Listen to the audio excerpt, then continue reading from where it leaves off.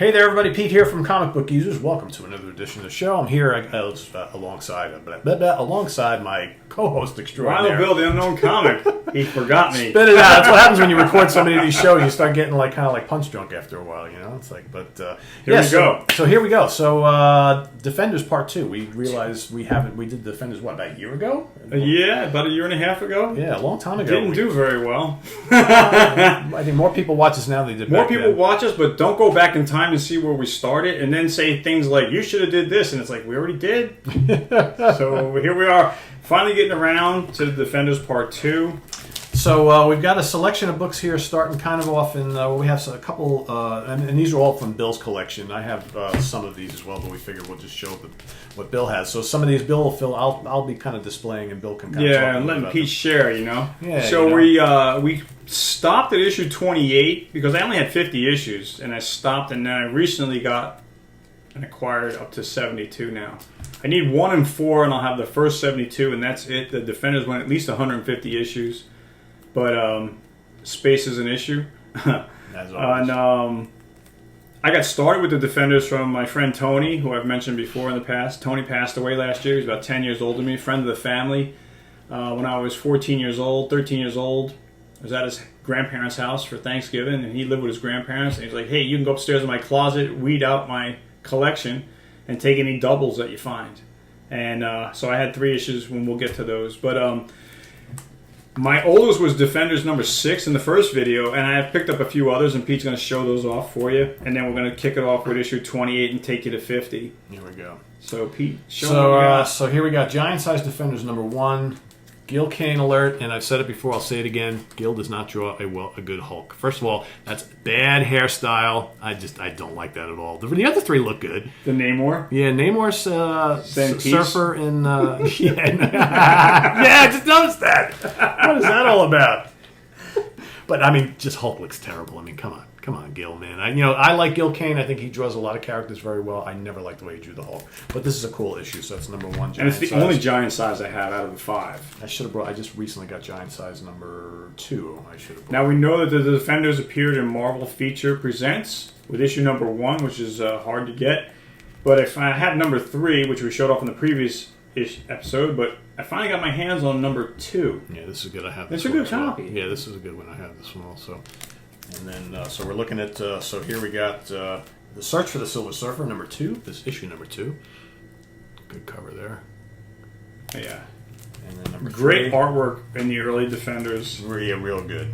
And here we have another example of a terrible Gil Kane depiction of the Hulk. Otherwise, a good cover. I like the colors. Man, the colors pop. Yeah. He made the Hulk look too fat, and I don't know. Not as fat as Todd McFarlane. No, but yeah, okay. This is a great cover. This is number 5. Yeah. And the Defenders, a lot of times, we're fighting these. Like kind of beat up, but I'm glad I have it.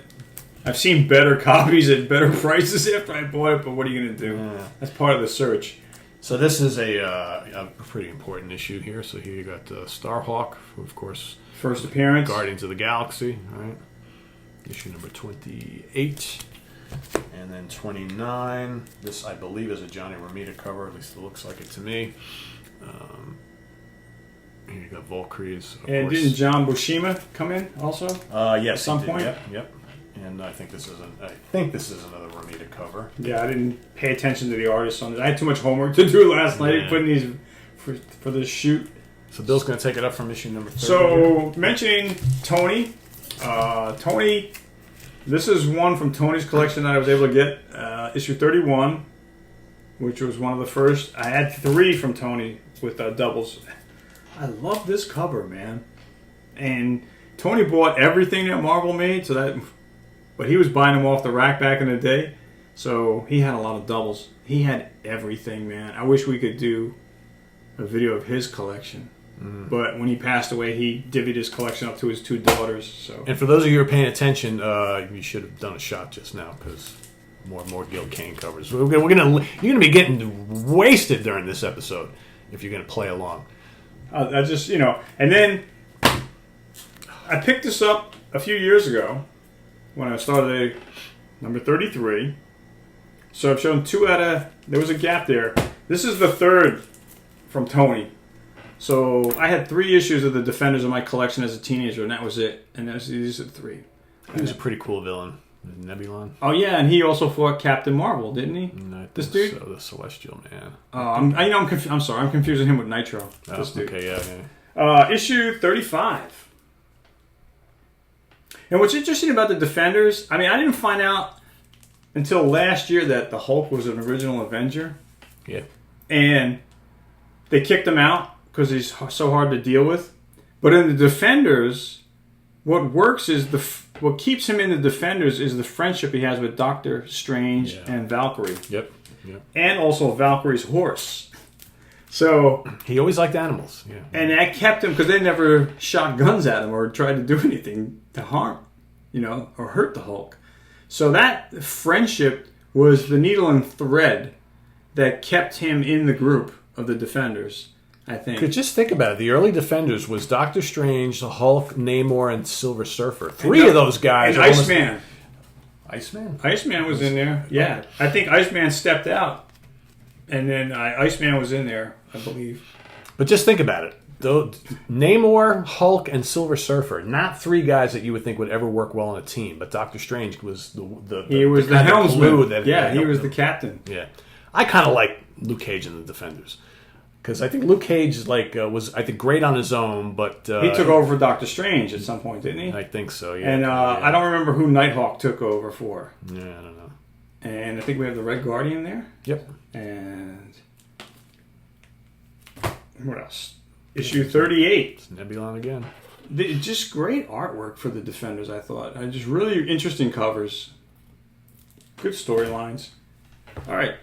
Number 40. You got 39 anywhere? Or do I? Oh, I went backwards. Don't worry, dude. This was 39. There we go. Sorry.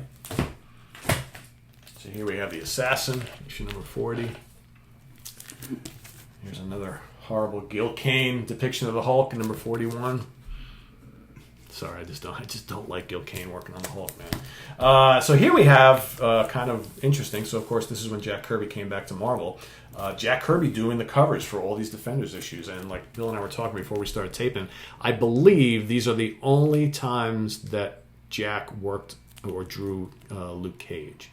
And these are cool. They got the Rhino here. The Rhino. Yeah, this is a great I love cover. the size of Hulk's fist there. Man. Oh, it's enormous, right? Yeah, absolutely. And here we have another Kirby cover. Kirby did the Hulk very well back in the 70s when he came back, right? I kind of like it. It's a lot better than the early 60s Hulk that he was doing, I think. Yeah, here too.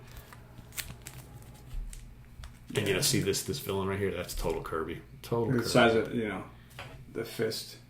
Yep.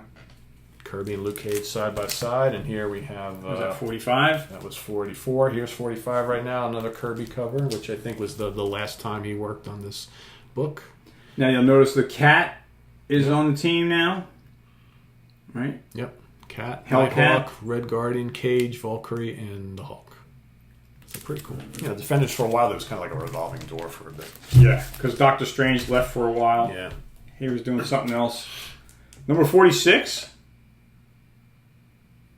And 47, more characters. Moon Knight and Wonder Man. Yeah. No Hulk in this one. He's actually gone for, he comes back. He's gone in his 60s. We're supposed to have to wait for that episode. Number 48. I love the covers. All different kinds of action. The Defenders were... Moon Knight's back again. Well, he was on this one too, down in the corner.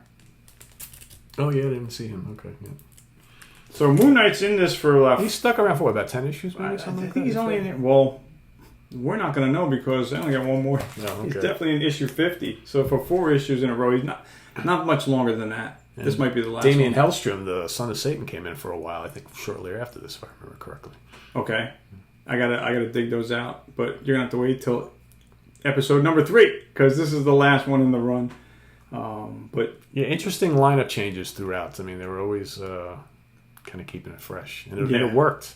I think the Defenders kind of worked a little bit better. Well, it went over 150 issues. I think it went about as opposed to like the issues. Champions, right? Which I think the Champions were. Well, the Champions fun. were going at the same time, but they only went 17 issues. The Champions. Yeah, The Defenders made it to 150.